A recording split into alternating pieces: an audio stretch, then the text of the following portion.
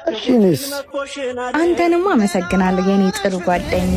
ኡፍ ዛሬ ተወኝ እስኪ። አውቃለሁ የ3 ዓመት ፍቅረኛሽ ነው፣ ግን አሁንም ስለሱ ስታወሪ እምባ ይተናነቅሻል።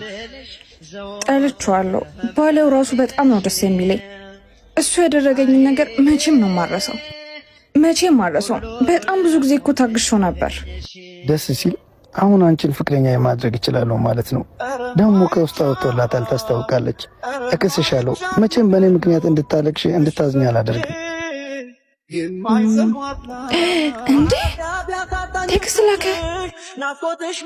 ማን ነው? እሱ ነው። ምን አለሽ? ስለተፈጠረው ነገር ይቅርታ፣ አብረን እንመለስ። እናማ ለአሁን ብቻ ይቅርታ አደርግለታለሁ። ከዚህ በኋላ ግን እንደዚህ ከሳዘን እኔ ልታረቁም። እሺኔስ አንተንም አመሰግናለሁ የኔ ጥሩ ጓደኛ።